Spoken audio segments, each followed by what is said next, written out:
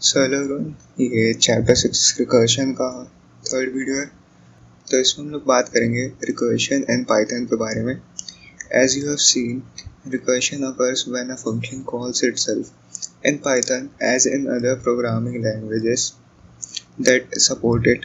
Recursion is used as a form of repetition that does not involve iteration. तो हम लोग समझ गए रिकर्शन का मतलब है कि फंक्शन अपने आप को कॉल करता है। पाइथन में भी सेम चीज़ होता है और रिकर्शन जो है वो एक रिपीटेशन का फॉर्म है जिसमें कोई आइट्रेशन नहीं होता है। A recursive definition is a definition that is made in terms of a smaller version of itself. Have a look at the following definition of x to the power n, which is non-recursive. Recursive definition वो definition है जो कि बनाई जाती है उसके छोटे छोटे पार्ट से। x to the power n को हम लोग लिख सकते हैं multiplication of x n times, ठीक है। Now it can be represented in terms of recursive definition as follows: x to the power n is equals to x into x to the power n minus 1, जिसमें n जो है वो greater than 1 है और x जब n जो है वो 1 है और 1 जब n equals to 0 है तब। Writing a recursive function. Before you start working recursive functions, you must know that every recursive function must have at least two cases. तो recursive functions के साथ वर्क करने से पहले आपको ये याद रखना है कि आपके पास उस फंक्शन में दो केस होना ज़रूरी है। रिकर्सिव केस यानी कि इंडक्टिव केस और बेस केस यानी कि स्टॉपिंग केस, और ये ज़्यादा रिक्वायर्ड है।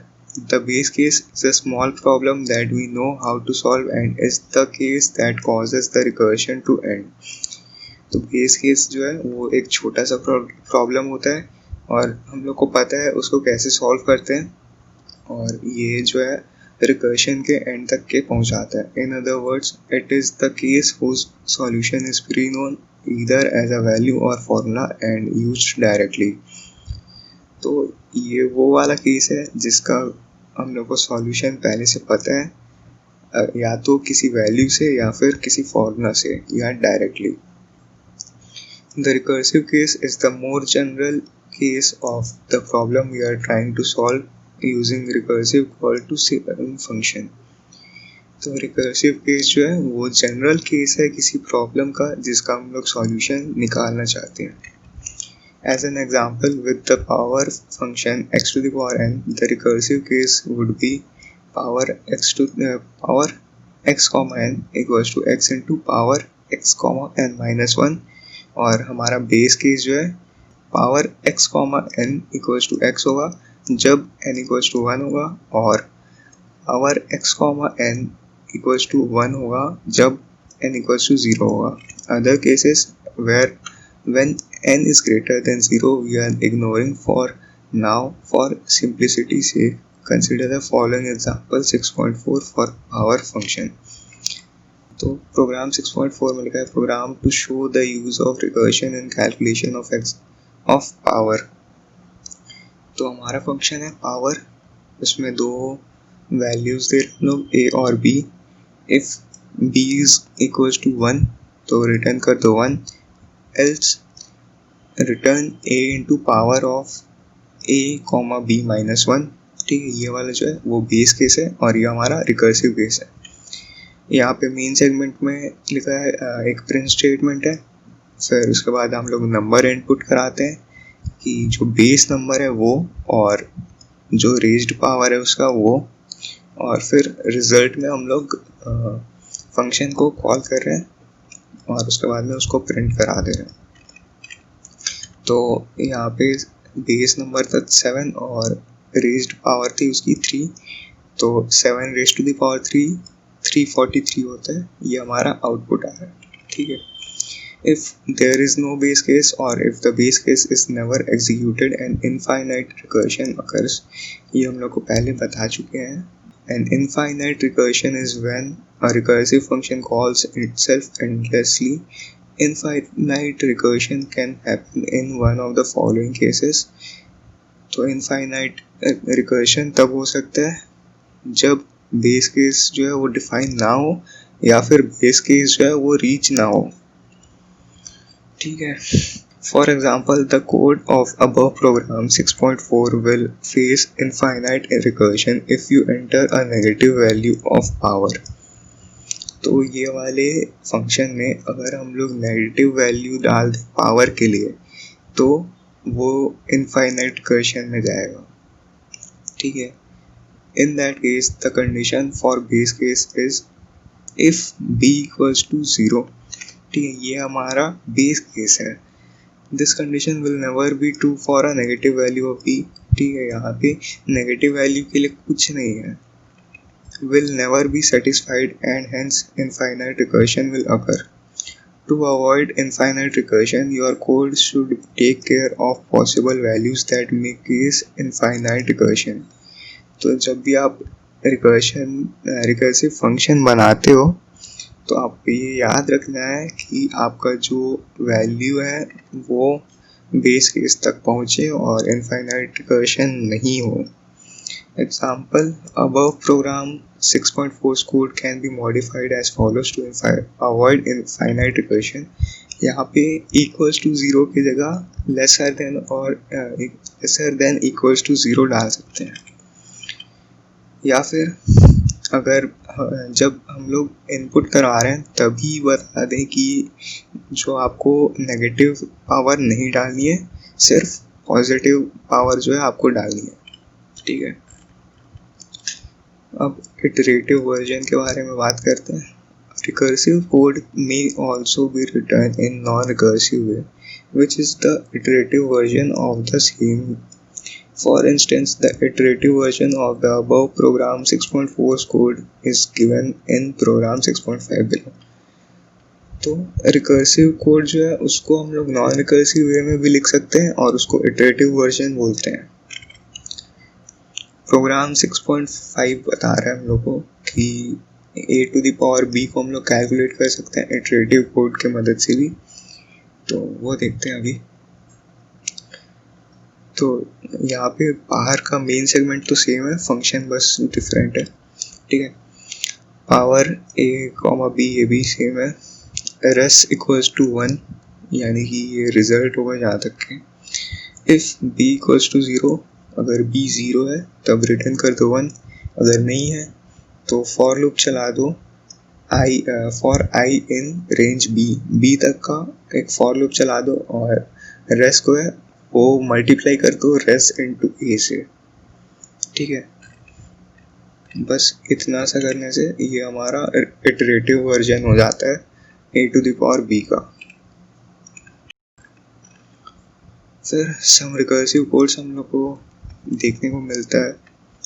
कंप्यूटिंग फैक्टोरियल रिकर्सिवली, एक फैक्टोरियल हमारा होता है ना जो परम्यूटेशंस एंड कॉम्बिनेशंस में हम लोग देखते हैं वो वाला। तो n फैक्टोरियल क्या होता था, n नंबर तक के मल्टीप्लाई करते थे अपन, जैसे कि 1 into 2 into dot dot dot dot फिर into n। It can also be defined recursively as n factorial equals to 1 if n is less than 2, n into n minus 1 factorial for n is greater than or equal to 2। ठीक है, तो ये एक case हो गया हमारा, ये वाला बेस केस है और ये वाला रिकर्सिव केस है। ठीक है, तो उसी का रिकर्सिव फंक्शन है ये वाला हमारा, if n is less than 2 then return 1 और नहीं है तो फिर सीधे उसका n into factorial n minus 1 कर दो। ठीक है, तो बस इतना सा था। और अगर हम लोग इटरेटिव वर्जन देखना चाहें तो फैक्ट इक्वल्स टू n कर दिए और उसके बाद में फॉर लूप चलाए i इन रेंज 1, n। ठीक है, 1 से n तक के और फैक्ट को मल्टीप्लाई कर दिए i से और फिर रिटर्न कर दिए फैक्ट। तो अब आता है कंप्यूटिंग जीसीडी रिकर्सिवली।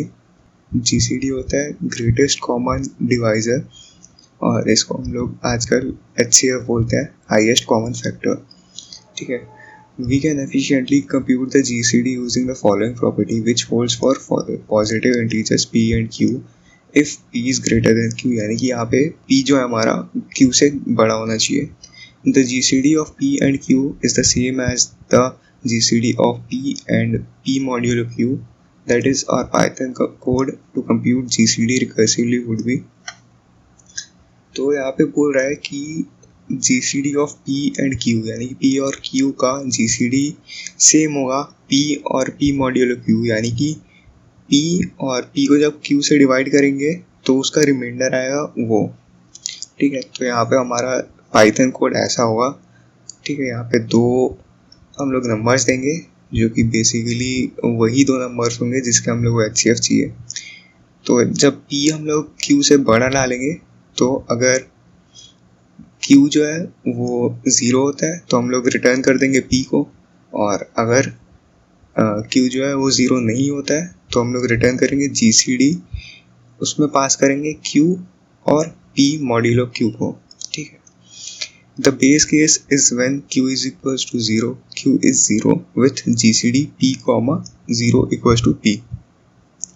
ठीक है, यानी कि हमारा जो बेस केस है वो तब रीच होगा जब Q की वैल्यू 0 होगी और उसमें GCD जो हम लोग डाले रहेंगे, यानी कि जो फंक्शन कॉल होगा उसमें P, 0 होगा और तब हमारा Q का वैल्यू 0 हो जाएगा, तो हम लोग को मिलेगा P. To see that the reduction step converges to the base case, observe that the second input strictly decreases in each recursive call since P modulo Q is less than Q. If P is less than Q, the first recursive call switches the argument. तो अभी reduction step देखना है हम लोगों को base case तक का. तो यहाँ पे देख सकते हैं कि जो सेकंड वाला है इनपुट वो बहुत जल्दी डिक्रीज होता है क्योंकि P मॉड्यूलो Q जो है वो Q से छोटा ही होगा, और जब P Q से छोटा होगा तो जो रिकर्सिव कॉल है वो स्विच कर देगा अपना आर्ग्यूमेंट्स को. जैसे यहाँ पे देख सकते हैं 1440,408. ठीक है, तो यहाँ पे जो है Q आएगा, यहाँ P में Q जाएगा और फिर Q में P मॉड्यूलो Q जाएगा. ठीक है, तो यहाँ पे जब इसको हम लोग डिवाइड करेंगे तो यहाँ पे ये हमारा रिमाइंडर आएगा, फिर उसके बाद में यहाँ पे Q आ जाएगा और जब इसको डिवाइड करेंगे तो ये रिमाइंडर आएगा, और फिर जब यहाँ पे 216 को 24 से हम लोग डिवाइड करेंगे तो यहाँ पे रिमाइंडर 0 आना चाहिए, पर यहाँ पे ये वाला पार्ट क्यों लिखा हुआ है ये मेरे को नहीं समझ में आया. ये शायद से बाय मिस्टेक हो गया हो. ठीक है, ये नहीं आना चाहिए और ये दोनों जो लाइन्स हैं वो आनी चाहिए. ठीक है, तो यहाँ पे कभी कभार हो जाता है गलती. ठीक है, तो मतलब समझ गए कि क्या हो रहा है. यहाँ पे पहले दिखेगा कि Q अगर 0 है तो उधर सीधे से P रिटर्न कर देगा, यानी कि वो बेस केस होगा, और जैसे कि यहाँ पे देख सकते हैं Q हमारा 0 है इसलिए वो P रिटर्न कर दिया. This recursive solution to the problem of computing the greatest common divisor is known as Euclid's algorithm and is one of the oldest known algorithms. It is over 2000 years old. तो ये जो हमारा algorithm है इसको Euclid's algorithm बोलते हैं, और ये एक बहुत पुराना एल्गोरिदम है जो कि 2000 सालों से अभी तक है.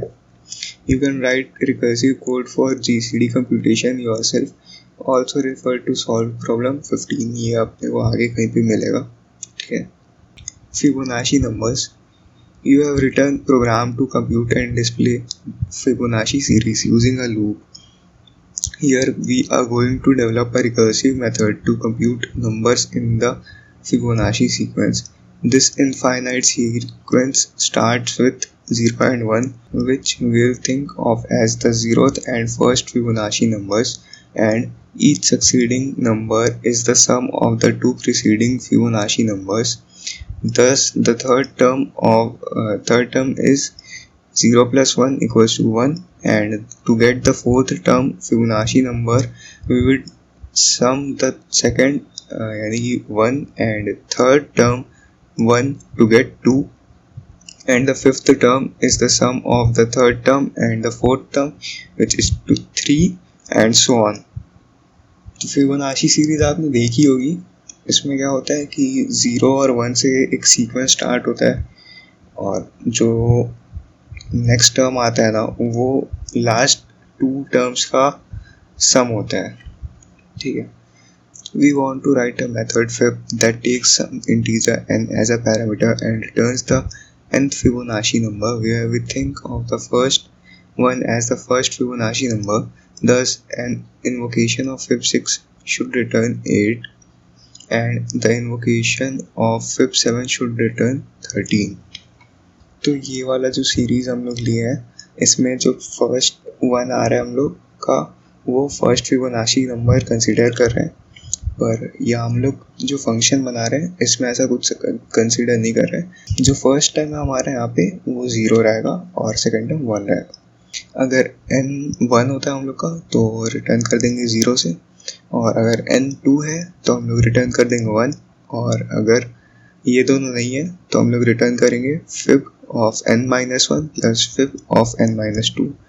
तो ये जो दो केस है ये हमारा बेस केस है और ये वाला जो है वो हमारा रिकर्सिव केस है. In talking about recursive procedures such as this, it is useful to be able to diagram the various method calls performed. We'll do this using a recursion tree. The recursion tree for computing fib5 is in figure 6.3. तो जब भी हम लोग recursive procedure बनाते हैं ना तो हम लोग को उसका डायग्राम बनाना आना चाहिए, और इसको हम लोग देखते हैं एक रिकर्शन ट्री के मदद से. तो इनिशियल पैरामीटर हमारा 5 है और यहाँ पे हम लोग दो फंक्शन कॉल कर रहे हैं, एक फिब 5-1 यानी कि 4 और एक फिब 5-2 यानी कि 3. इसके अंदर में दो फंक्शन कॉल होंगे जिसमें 2 और 1 पैरामीटर जाएगा, और इसके अंदर में भी दो फंक्शन कॉल होंगे जिसमें 1 और 0 अंदर जाएगा, और इसके अंदर भी ऐसा ही एक ट्री बनेगा. ठीक है.